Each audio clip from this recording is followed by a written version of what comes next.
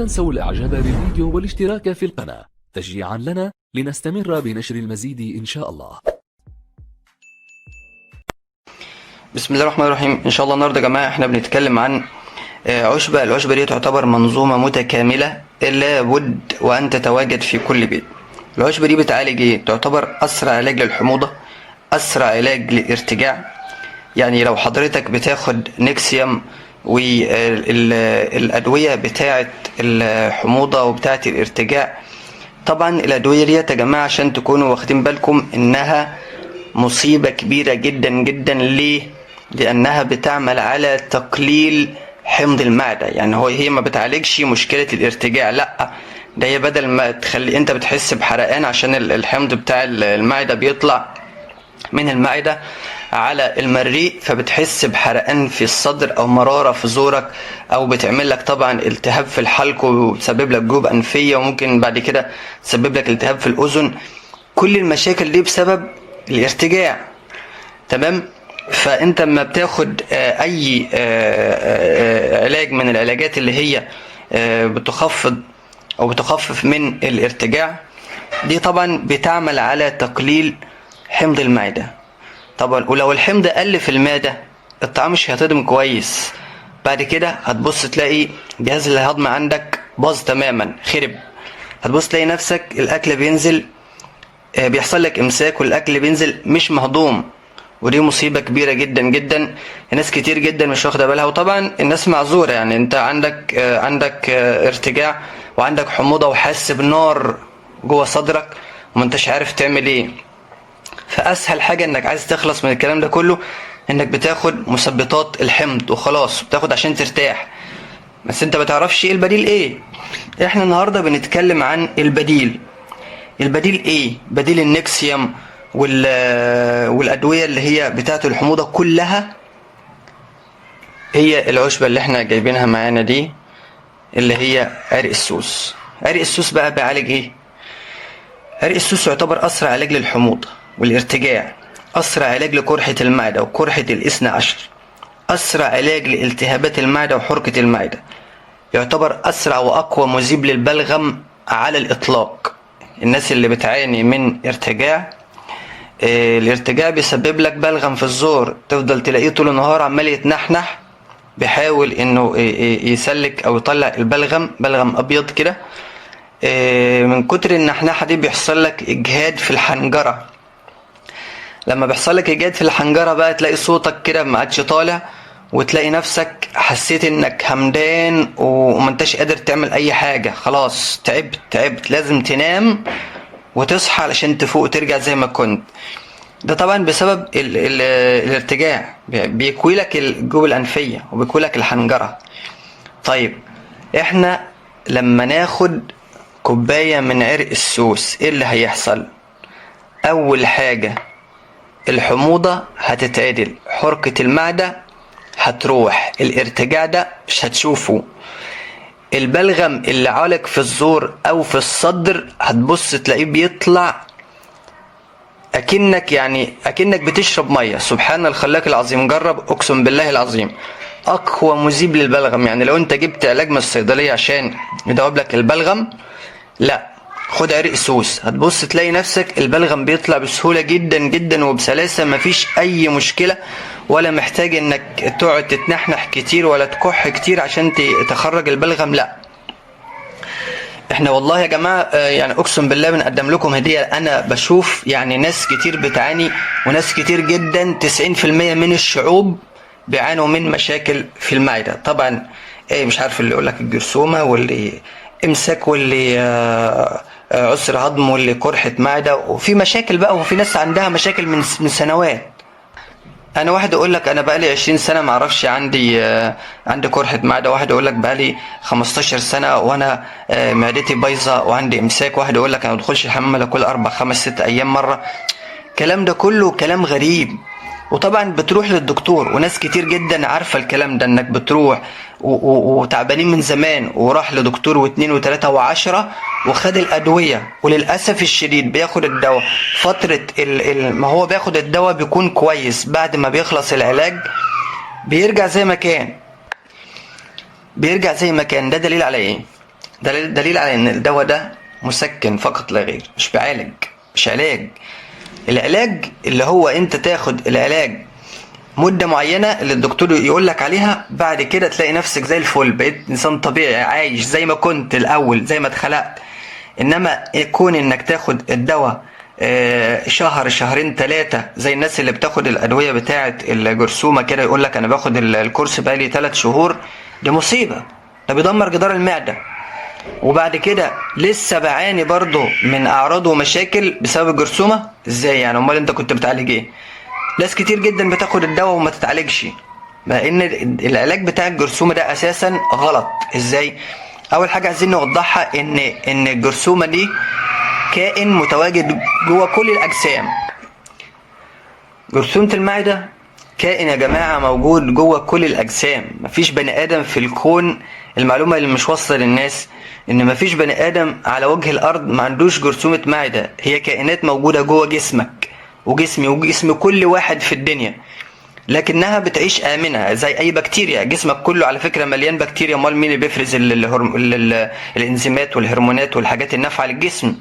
مش بقول لك في ناس بتقول لك لا احنا بناخد بكتيريا نافعة، ما هي بكتيريا انت بتاخدها. جرثومة المعدة دي كائن متواجد جوه جسمك عايش آمن. لما بيحصل عندك بقى خلل في الجهاز الهضمي، يحصل عندك ضعف في المناعة، أي سبب، بتبدأ انها تتمرد عليك، بتنقلب عليك. بدل ما هي بكتيريا عايشة آمنة جوه جسمك، بتبدأ تتحول وتسبب لك مشاكل وتعمل لك مشاكل لا حصر لها. طبعا كل واحد اعراضه بتختلف عن التاني. واللي ما تعرفوش بقى ان عرق السوس ده من اقوى العلاجات القاتلة لجرثومة المعدة. وراجع الكلام ده كله كده، ادخل على جوجل وابحث وانت تعرف الكلام ده. لو حضرتك بقى حاسس انك هتموت كده وعندك حموضة وارتجاع، يعني خلاص ما انت بقيتش قادر. انا بنشوف ناس بينزلوا على الجروبات كلام، يعني يقول لك انا خلاص ما بقيتش قادر، ما مش عارف، مش متحمل. امسك بس كوبايه عرق السوس. طبعا انت هتشربه بنظام، يعني مش وقت ما تتعب تشربه، لا، المفروض انك تشرب على الريق وقبل النوم كوبايه. وهنقول طبعا دلوقتي هو ينفع للناس اللي مين وما ينفعش مين بالظبط. تشرب كوبايه على الريق وقبل النوم، حضرتك مش هتشوف الكلام ده تاني، مش هتشوف الارتجاع ده تاني، ولا هتشوف حرقة المعدة ولا الحموضة وقرحة المعدة عندك هتخف وهتروح تماما، وهتبقى انسان عايش طبيعي، ما عندكش اي مشاكل من الكلام ده كله. جرب، اقسم بالله العظيم خلال 3 ايام هتلاقي نفسك زي الفل. كمان بيعمل ايه عرق السوس؟ بيعالج بطانة المعدة المتأكلة. الناس اللي بتاخد ادوية كتير، بتقعد تاخد دواء بالشهور، الدواء ده بيدمر جدار المعدة. وخلي بالك، كون انك تنام تحت المروحة او تحت المكيف او تشرب كولا او تاكل المعجنات، العيش الفينو والعيش الشامي والكحك والبسكويت والمشتقات كلها، هتدمر لك الجهاز الهضمي، تدمر لك المعدة. الحاجات دي كلها ممنوعة يا جماعة على فكرة، مش على الانسان اللي هو تعبان بس، على كل انسان، لان الحاجات دي كلها يعني بتعمل امساك وبتكلكع في المعدة وتعمل تعفن جوه الامعاء، وحاجة ملهاش صنف اللازمة اساسا. يعني الشوكولاتات والشيبسيات والكولا والشاي والقهوة، الكلام ده كله، في ناس عايشة على الحاجات دي يا جماعة، غلط والله، اقسم بالله غلط. يعني انت هتدمر نفسك بنفسك.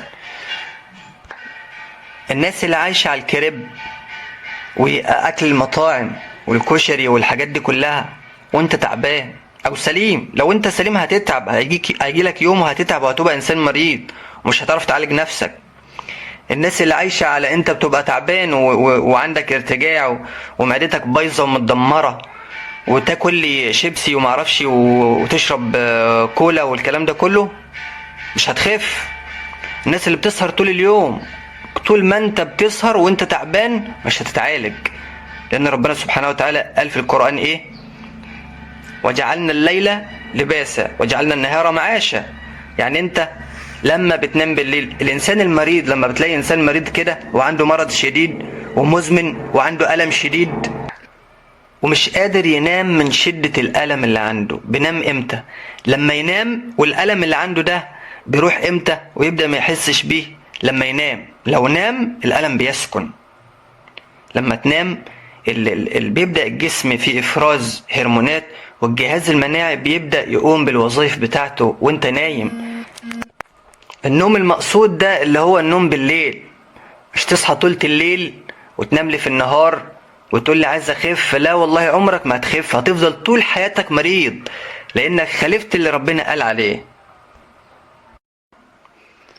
تبقى انت انسان مريض لازم تنام الساعة 12 في الصيف اللي احنا فيه ده. الساعة 12 ما تجيش عليك الا لما تكون نايم وتنام وتاخد راحتك علشان تتعالج. لو خدت ادوية اللي في الصيدلية كلها وخدت الاعشاب اللي في الكون كله وانت ما بتنامش، والله ما هتخف، هتفضل طول عمرك مريض ومناعتك هتقل وهيجيلك انيميا. والناس اللي بتسهر عارفة الكلام ده كله، لان السهر بيدمر الصحة تماما، بيدمر الصحة، وكلكم عارفين الكلام ده، وكل واحد طبعا حاسس بنفسه.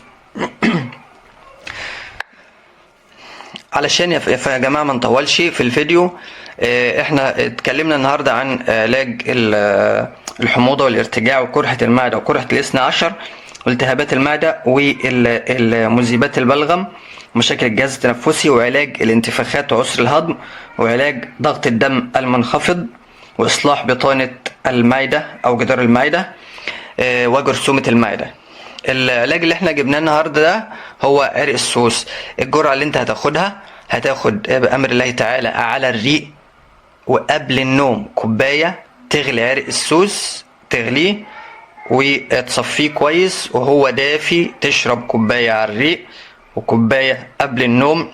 طب لو انت عايز تخمره مش عايز تغليه، هتحط شوية عرق سوس مسحوق عرق السوس يعني في شوية مية، وتحط عليهم اقل من ربع معلقة بيكربونات صوديوم، مفيد جدا على فكرة للحموضة برضو، وبيطلع المادة اللي في عرق السوس بسرعة عشان انت مش هتغليه. وطبعا تصفيه بعد ساعة كده وتشرب على الريق برضو وقبل النوم. مش هتشوف الكلام ده تاني، اقسم بالله العظيم. لو انت عندك حموضة وحاسس انك هتموت واخدت كوباية عرق السوس خلال 10 دقايق هتلاقي نفسك زي الحصان. طبعا دي الجرعة. طيب الممنوع من عرق السوس مين؟ يعني هو ما ينفعش مين العلاج ده؟ ما ينفعش الناس اللي عندها املاح، ما ينفعش الناس اللي عندها مشاكل في الكلى، ما ينفعش الناس اللي عندها سكر، ما ينفعش الناس اللي عندها ضغط مرتفع، ما ينفعش الناس اللي عندها مشاكل في القلب، ما ينفعش الحامل. احنا كده وضحنا امور كتيرة جدا. وطبعا مع العلاج ده يا جماعة في بعض التعليمات لازم مريض الارتجاع يعرفها كويس جدا ويتبعها كويس جدا. ان شاء الله هنكتبها لكم في صندوق الوصف.